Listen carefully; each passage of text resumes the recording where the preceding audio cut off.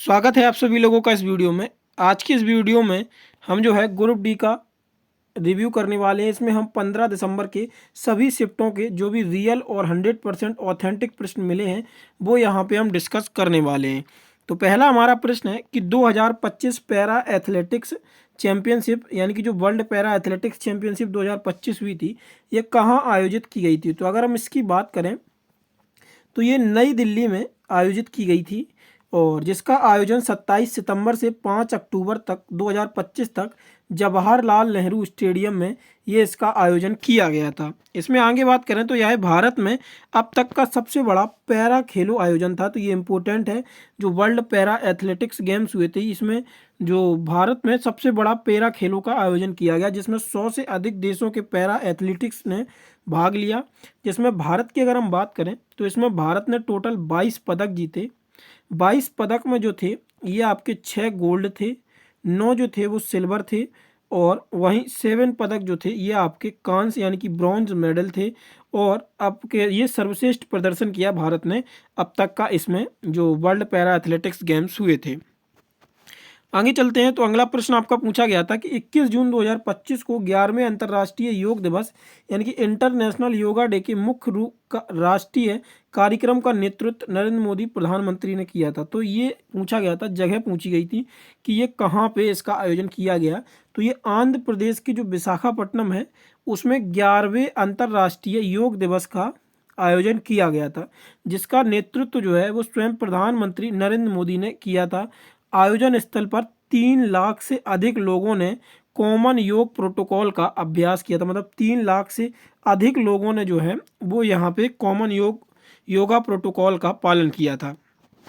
आगे अगर हम बात करें, आगे चलते हैं तो आगे चलें तो उससे पहले आप सभी लोगों को हम बता दें कि अगर आप लोग ग्रुप डी के एग्जाम्स में करंट अफेयर को टैकल नहीं कर पा रहे हैं और आने वाली शिफ्टों में आप करंट अफेयर में अच्छा स्कोर करना चाहते हैं, यहाँ तक करंट अफेयर और साइंस और स्टैटिक जीके में अगर स्कोर करना चाहते हैं तो हमारी तीनों बुक्स सेल के लिए अवेलेबल हैं। ई बुक्स हैं, ई बुक के फॉर्मेट में हैं, तो आप तीनों में से परचेज कर सकते हैं। करंट अफेयर में आप इससे जो अब तक क्वेश्चन बन रहे हैं वो 80% प्लस से क्वेश्चन यहीं से आपके बन रहे हैं। इसमें क्या है, मंथ वाइज आपको करंट अफेयर मिल जाएगा। इंपॉर्टेंट टॉपिक्स जैसे ये वर्ल्ड पैरा एथलेटिक्स हुआ तो ये आपके सारे इंपॉर्टेंट टॉपिक्स में कवर किए गए हैं। साथ में आपको एमसीक्यू प्रैक्टिस के लिए भी दिए जा रहे हैं इस ई बुक में, और इस ई बुक का प्राइस जो है वो मात्र 39 रुपये प्राइस रखा गया है। अगर आप लोग चाहते हैं इसे परचेज करना तो इसके लिंक आपको डिस्क्रिप्शन में और कमेंट बॉक्स में पिन कर रखे हैं, या आप लोग हमारे जो अन्य सोशल पेजेस हैं यानी कि टेलीग्राम है, व्हाट्सएप है, उनसे जुड़े हुए हैं तो वहाँ पे भी इन ई बुक्स के लिंक शेयर कर रखे हैं। तो चलिए चलते हैं, आगे चलते हैं। अगला है मार्च ऑफ ग्लोरी पुस्तक के लेखक कौन है। तो मार्च ऑफ ग्लोरी पुस्तक के लेखक जो थे वो के अरुमुगम थे और पत्रकार एरोल डी क्रूज जो हैं ये मार्च ऑफ ग्लोरी पुस्तक के लेखक हैं। इनकी अगर हम बात करें, जो भारत की 1975 की ऐतिहासिक हॉकी विश्व कप के 50 साल पूरे होने के उपलक्ष्य में ये लिखी गई थी। जो मार्च ऑफ ग्लोरी जो है वो भारत में जो है हॉकी विश्व कप जो जीता था उसके 50 साल पूरे हुए थे, उसके उपलक्ष्य में इस पुस्तक को लिखा गया था के अरुमुगम और पत्रकार एंडी डी क्रूज के द्वारा। चलिए आगे चलते हैं। तो आईएनएस तमाल भारत को किस देश ने दी है, ये प्रश्न आपका पूछा गया था। तो ये किसके द्वारा दी गई है, रसिया के द्वारा जो है आपको ये आईएनएस तमाल भारत को प्रदान की गई है। इसकी अगर हम बात करें तो आईएनएस तमाल भारत को रूस देश ने दी है। यह रूस के जो कालीनिंग्राद स्थित यंत्र शिपयार्ड में निर्मित हुई है।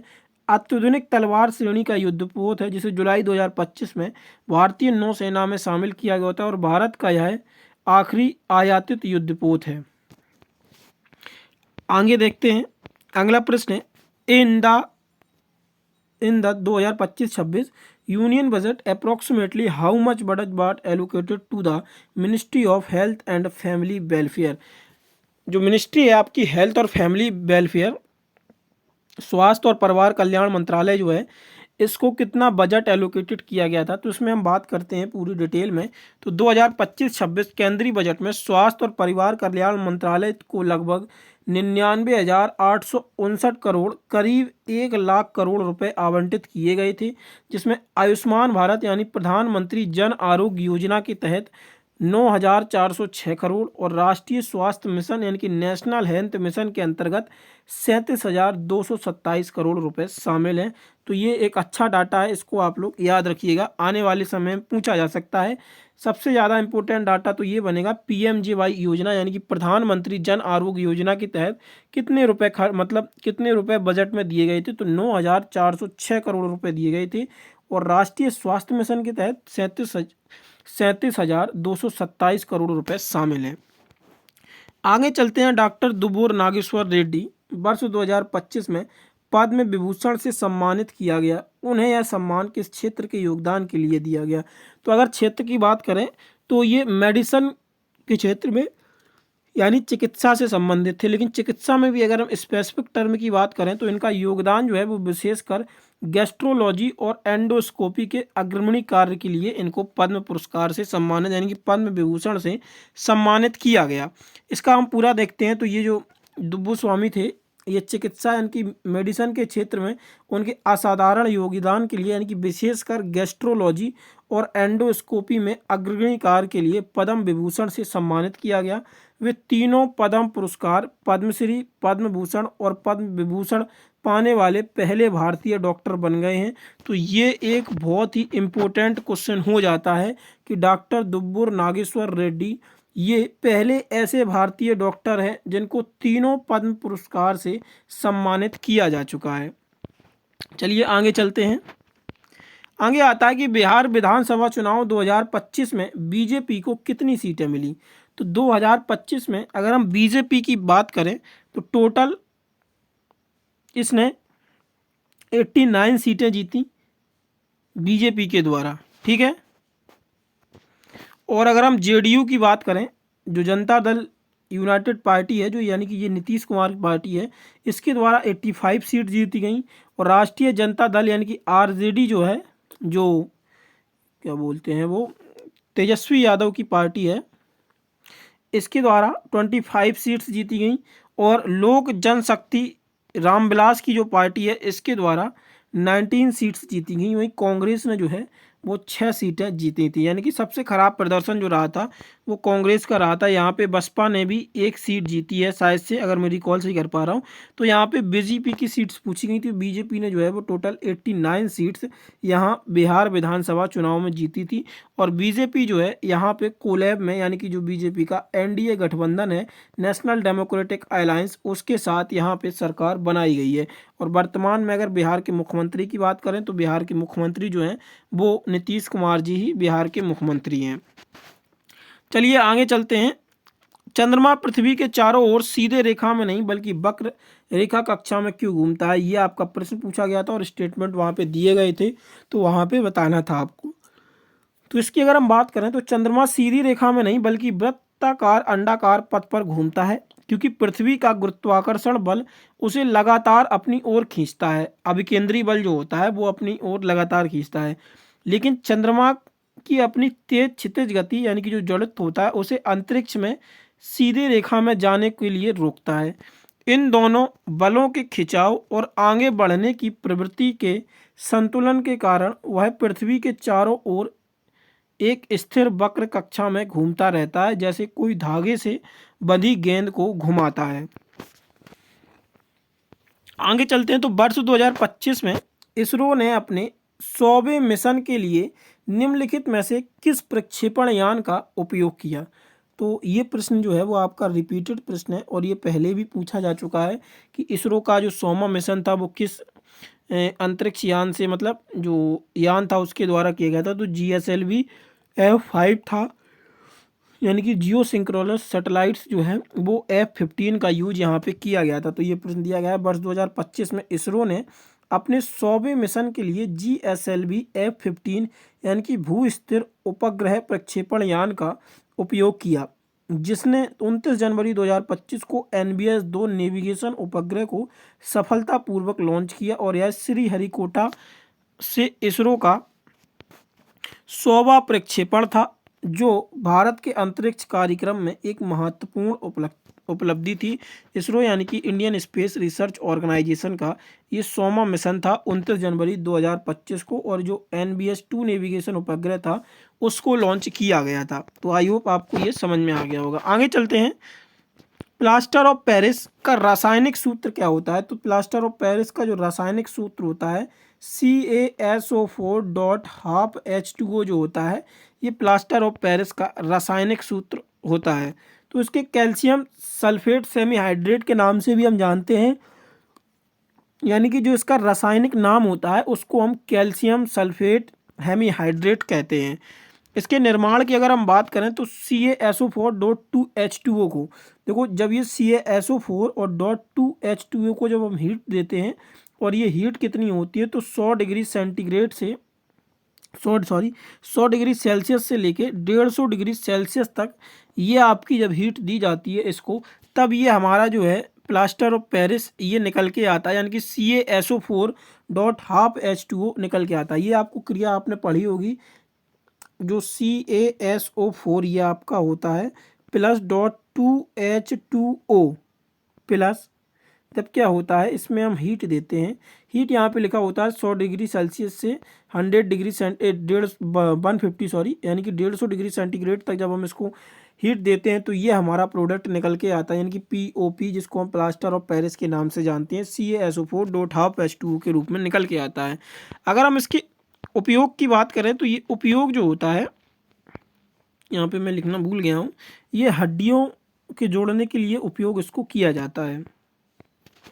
आगे चलते हैं, आगे आता है कि निम्नलिखित में से कौन सा यौन संचारित रोग यानी कि सेक्सुअली ट्रांसमिटेड डिजीज जो STD बैक्टीरिया के कारण होता है। तो STD जो बैक्टीरिया होता है इसके कारण कौन से रोग होते हैं। तो बैक्टीरिया से होने वाले STD के उदाहरण जो हैं ये आपको यहाँ पे दिए गए हैं। गेनोरिया होता है, जो निसेरिया गोनेरिया नामक बैक्टीरिया से ये होता है। जो गेनोरिया होता है, जो निसेरिया गोनोरिया बैक्टीरिया होता है, उसके कारण ये रोग आपको देखने को मिलता है। जो सिम्फिल्स होता है यानी कि जो ट्रेपोनोमा जो पैलिडम होता है, यानी कि ट्रेपोनोमा पैलिडम नामक बैक्टीरिया के कारण होता है, जिससे दर्द रहित घाव यानी कि चाकर बनते हैं। इसके बाद आता है क्लेमाइडिया। क्लेमाइडिया जो है वो क्लेमाइडिया टैकोमेटिस बैक्टीरिया से फैलता है, और यह यौन तरल पदार्थ यानी कि जननांग संपर्क से फैलता है। इसके बाद आता है सेक्रोडाइड। ये जो होता है ये हीमोफिलस ड्यूक्राई बैक्टीरिया से होता है। यह जननांगों पर दर्द और घाव पैदा करता है। तो ये आपको STD के कॉमनली जो आप लोग पता रखते हैं यही रखते हैं, वो ऊपर वाले आप लोग नहीं रखते हैं, लेकिन ऊपर वाले में से पूछा गया था तो ये आपके लिए इम्पोर्टेंट हो जाते हैं।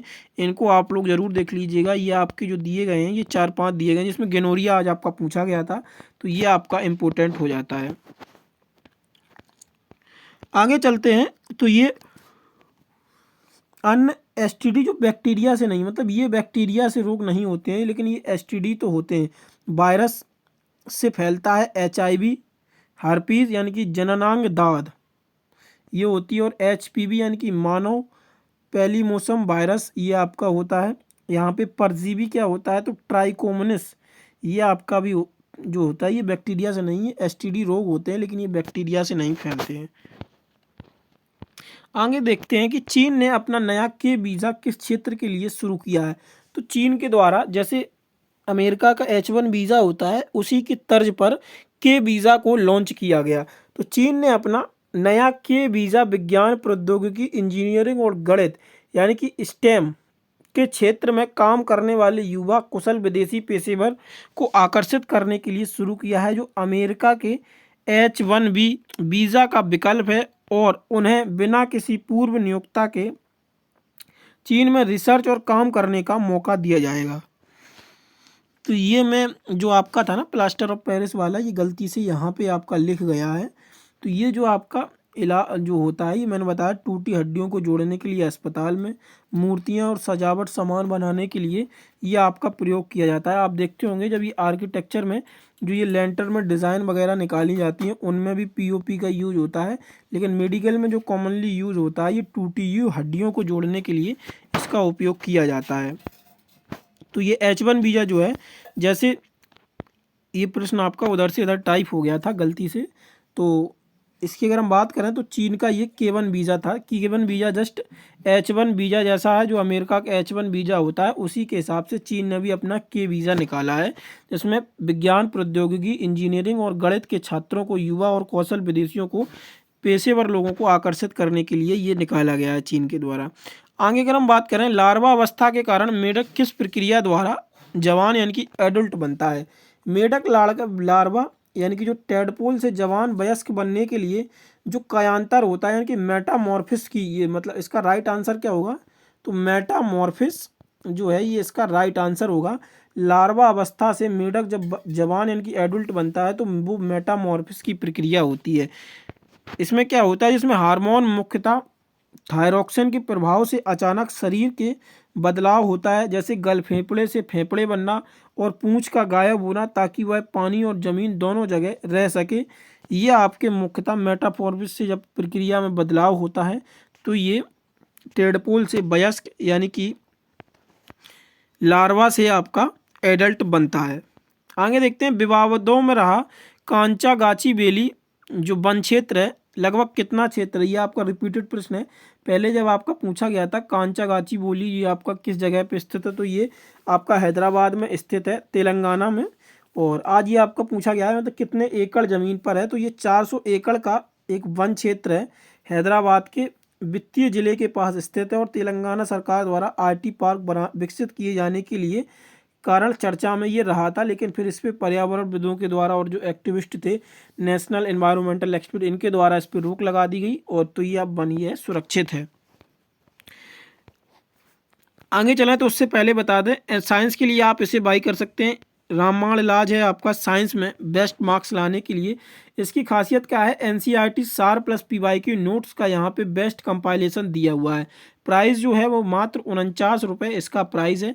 तो आप इसे भी यानी कि जो हमारी तीनों बुक हैं, करंट अफेयर की बुक, साइंस की बुक और जो स्टैटिक जीके की ई बुक है, इनके तीनों के लिंक आपको डिस्क्रिप्शन में दिए गए हैं। तो आप तीनों को डिस्क्रिप्शन में दिए हुए लिंक से आप परचेज कर सकते हैं। चलिए आगे चलते हैं। अम्ल, एसिड, क्षार और बेस के बीच होने वाली रासायनिक अभिक्रिया को क्या कहते हैं? अम्ल, एसिड और क्षार यानी कि बीच जो प्रक्रिया होती है रासायनिक अभिक्रिया को जो उदासीन अभिक्रिया यानी कि न्यूट्रलाइजेशन रिएक्शन कहा जाता है, जिसमें अम्ल और क्षार मिलकर लवण यानी कि साल्ट और जल बनाते हैं, यानी कि साल्ट और जल पैदा करते हैं और एक दूसरे के प्रभाव को उदासीन कर देते हैं। यानी कि जब ये क्रिया होगी तो क्या होगी, मैं आपको यहाँ पे बता देता हूँ। एसिड प्लस बेस जब मिलते हैं तो ये अभिक्रिया जो होती है ये न्यूट्रलाइजेशन रिएक्शन होती है और उससे हमें क्या मिलता है? सॉल्ट प्लस H2O यानी कि वाटर हमें प्राप्त होता है। आगे चलते हैं, मिश्रित कृषि फार्मिंग क्या होती है? मिश्रित कृषि फार्मिंग एक ऐसी प्रणाली है जिसमें किसान एक ही खेत या फार्म पर फसल उगाना और पशुपालन जैसे गाय, भैंस, बकरी, मुर्गा पालन दोनों एक साथ करते हैं, ताकि आय के स्रोतों में विविधता आए, जोखिम कम हो और संसाधन जैसे गोबर से खाद, चारे का उपयोग बेहतर इस्तेमाल हो सके, जिससे कृषि लाभप्रदता और बढ़े और एक संतुलित पारिस्थितिकी तंत्र बने। यही मिक्स फार्मिंग कहा जाता है। मतलब एक ही जगह पे कई सारी प्रक्रियाओं को करना ही मिक्स फार्मिंग कहलाता है। जैसे पशुपालन भी हो गया, खेती भी होगी, गोबर से खाद और मतलब कुल जैविक चीज़ें हो गई, और ये परिस्थिति तंत्र के लिए बहुत ही बढ़िया चीज़ होती है जो मिक्स्ड फार्मिंग होती है। आगे चलते हैं तो आगे देखते हैं, श्वेत प्रकाश लाइट प्रिज्म से होकर गुजरने के बाद विचलित क्यों हो जाता है? तो ये आपकी जो प्रिज्म है उसकी बात कर रहे हैं।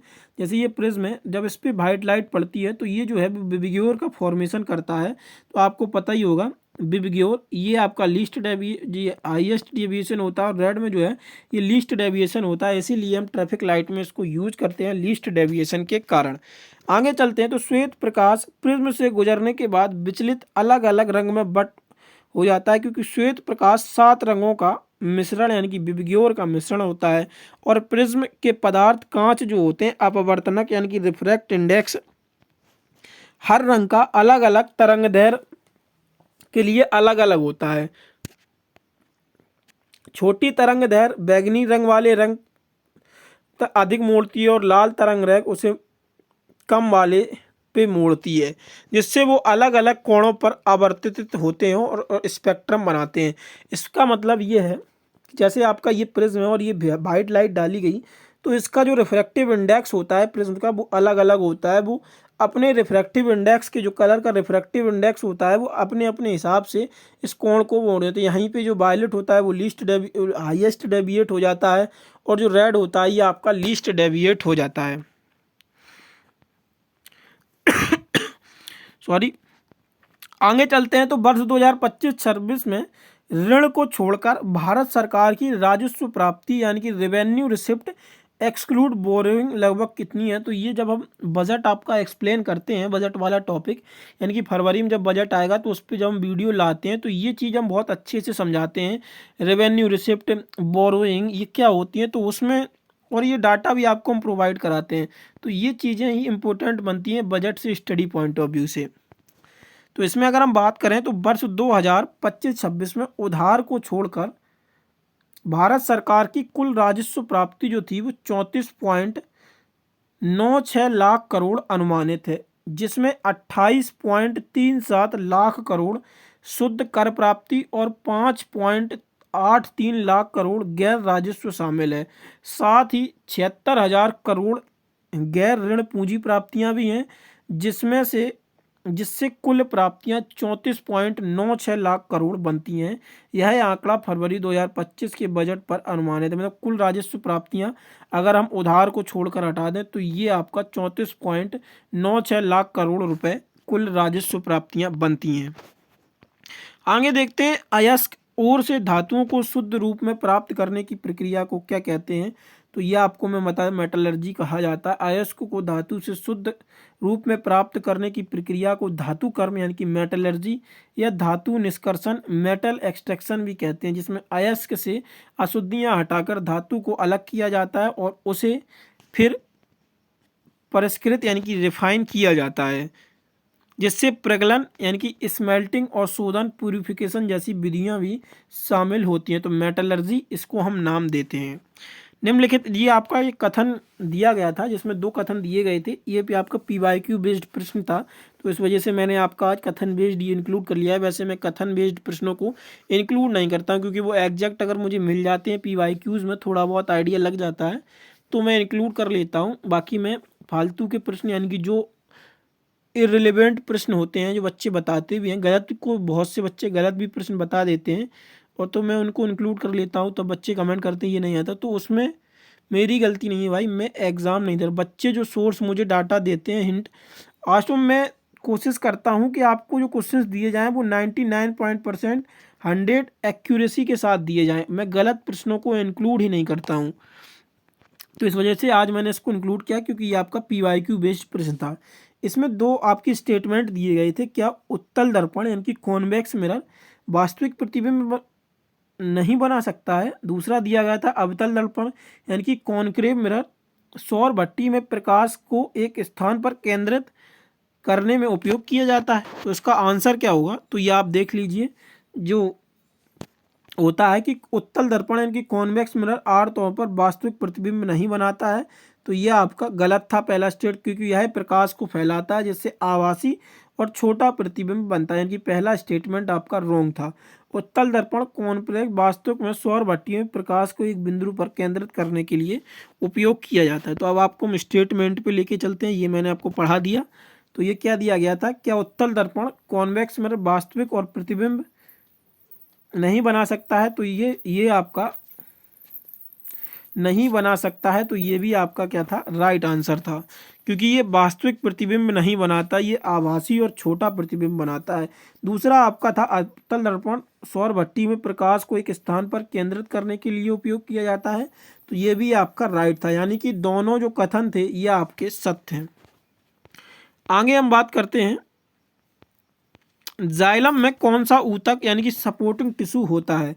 जाइलम 4 मुख्य प्रकार के ऊतक मिलकर बनाता है, यानी कि ट्रैकाइड्स, बेसिल्स, जाइलम फाइबर और जाइलम पैरेन्काइमा, जिससे वाहिनियां और वाहिकाएं मुख्य रूप से जल संवहन करती हैं, जबकि तंतु यंत्रिका, सहारा और मृदु ऊतक, भोजन भंडारण व जल पार्श्व संवहन में मदद करती हैं। तो ये आपकी जो है वो पूरी जाइलम की थ्योरी दी गई थी।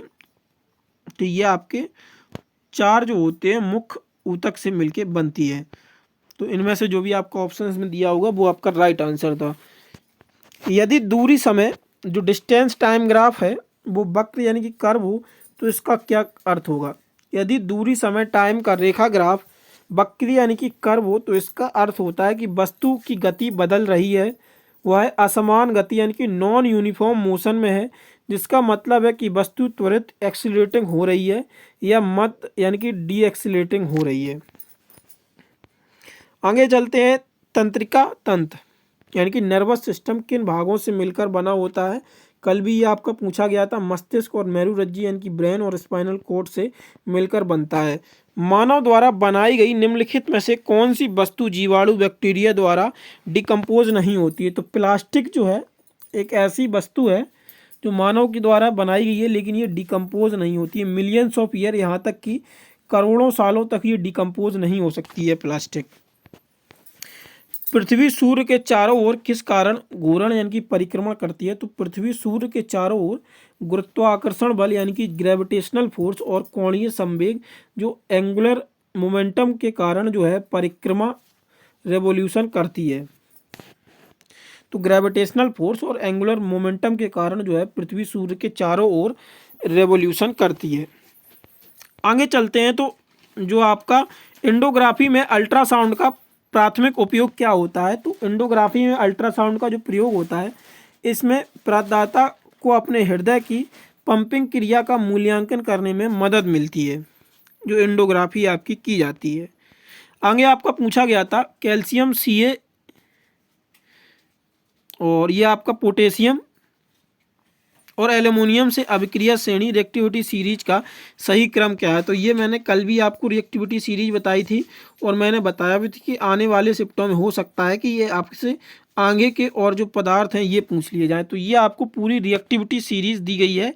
इससे मैं यहाँ पे बता देता हूँ तो आने वाले शिफ्टों में भी और भी प्रश्न हो सकते हैं पूछे जाएँ। तो ये यहाँ से हम लीस्ट रिएक्टिव से मोस्ट रिएक्टिव तक चलेंगे। ये आपका potassium, gold, silver, mercury, copper, bismuth, antimony, hydrogen, lead, tin, nickel, cobalt, cadmium, iron, chromium, zinc, magnesium, aluminium, इसके बाद manganese, aluminium, magnesium, calcium, strontium, beryllium, lithium, sodium और पोटेशियम। इस series में जो होता है वो पोटेशियम जो होता है वो हाईली रिएक्टिव होता है। यहाँ की प्लेटिनम जो होता है वो लीस्ट रिएक्टिव होता है। ये आपको दिए गए हैं एंटीमनी से लेकर प्लेटिनम तक, ये हाईली अनरिएक्टिव होते हैं। रिएक्ट विथ जो ये दिए गए हैं magnesium, aluminium, manganese, zinc, chromium, iron, cadmium, cobalt, निकल, टिन, ये आपके एसिड के साथ रिएक्ट कर जाते हैं। और ये जो calcium, strontium, beryllium, lithium, sodium, potassium जो होते हैं ये आपके वाटर के साथ रिएक्ट कर जाते हैं। आगे की बात करें तो निम्नलिखित में से किस खिलाड़ी को मई 2025 में अखिल भारतीय फुटबॉल महासंघ AIFF पुरस्कार में men's player of the year नामित किया गया। तो सुभाषिष बोस को ये men's player of the year नामित किया गया। सुभाषिष बोस को अखिल भारतीय फुटबॉल महासंघ में men's player of the year के लिए साल के सर्वश्रेष्ठ खिलाड़ी के रूप में चुना गया था। तो ये थे आज आपके प्रश्न। यह हमारी करंट अफेयर की ईबुक है, परचेज के लिए आप लोग इसे लिंक दिए गए हैं। और हाँ, आप लोगों को बता दें ये मेजर ध्यानचंद खेल रत्न अवार्ड 4 लोगों को दिए गए। याद रखिएगा नेशनल स्पोर्ट्स अवार्ड आपके लिए मोस्ट इंपॉर्टेंट है। मेजर ध्यानचंद अवार्ड हो गया और अर्जुन अवार्ड हो गए जो 32 खिलाड़ियों को दिए गए ये, और कोचिज श्रेणी में नियमित और अनियमित श्रेणी के लिए वो भी सारे इंपॉर्टेंट हैं। तो मेजर ध्यानचंद खेल रत्न की अगर हम बात करें तो डी गुकेश को दिया गया, हरमनप्रीत सिंह को हॉकी के लिए, डी गुकेश को शतरंज के लिए, प्रवीण कुमार को पैरा एथलेटिक्स में, सुश्री मनु भाकर को निशानेबाजी के लिए ये अवार्ड दिया गया था। वहीं ये अर्जुन अवार्ड की लिस्ट रही जिसमें ज्योति अराजी, अन्नू रानी, सुश्री नीतू सिंह, स्वीटी और सलीम टेटे ये सबको जो है ये आपके अवार्ड्स दिए गए हैं। टोटल इसमें अर्जुन अवार्ड्स में 32 खिलाड़ी हैं, तो ये लिस्ट आप लोग याद रखिए, यहाँ से आपको प्रश्न देखने को मिलते हैं। खेल कूद में उत्कृष्ट प्रदर्शन के लिए अर्जुन पुरस्कार आजीवन के लिए सुच्चा सिंह एथलेटिक्स में, मुरलीकांत पेटकर पैरा तैराकी में, और खेल कूद के उत्कृष्ट श्रेणी के लिए द्रोणाचार्य पुरस्कार नियमित श्रेणी और अनियमित श्रेणी। नियमित श्रेणी में सुभाष राणा पैरा निशानेबाजी, दीपाली देश पांडे निशानेबाजी, संदीप सांगवान हॉकी, और आजीवन श्रेणी में ये आपके नियमित श्रेणी थी, और ये आजीवन श्रेणी में द्रोणाचार्य पुरस्कार SS मुरलीधर बैडमिंटन और अरमांडो एग्लोना कोलाको ये आपके फुटबॉल के लिए इनको दिया गया। और राष्ट्रीय खेल प्रोत्साहन physical education foundation of India, Maulana Abul Kalam trophy, ये आपके सारे के सारे अवार्ड जो हैं जरूर देख लीजिएगा। आज यहाँ से प्रश्न नहीं बना है, बना भी होगा तो अभी प्रश्न पता नहीं चला है। बाकी प्रश्न जैसे ही पता चलते हैं और जो होते हैं वो हम आपको व्हाट्सएप पर बता देते हैं। व्हाट्सएप का लिंक आपको डिस्क्रिप्शन में दिया गया है, टेलीग्राम का लिंक भी डिस्क्रिप्शन में दिया गया है। टेलीग्राम और व्हाट्सएप दोनों जगह हम PDF प्रोवाइड करते हैं, तो वहाँ से आप लोग ज्वाइन कर लीजिए आप। बाकी ये हमारी ई-बुक्स रही, परचेज़ के लिए बता ही दिया मैंने। और आप लोगों से एक रिक्वेस्ट है, और आप सभी लोगों को धन्यवाद कि आप लोगों की फैमिली जो है वो अब 500 सब्सक्राइबर प्लस की हो गई है। ऐसे ही आप लोग सपोर्ट बनाए रखें। नेक्स्ट टारगेट हमारा अनलॉक होने जा रहा है, 1 के सब्सक्राइबर बहुत जल्दी कराइए। ऐसे ही आप लोग हमें अपना प्यार देते रहें और अपनी फैमिली को और बड़ा करते रहें। बाकी जो नए सब्सक्राइबर हैं सब्सक्राइब जरूर कर लें, और अपने दोस्तों के साथ या जो आपके फ्रेंड्स के ग्रुप हैं उनमें ज़रूर शेयर करें इस वीडियो को। धन्यवाद।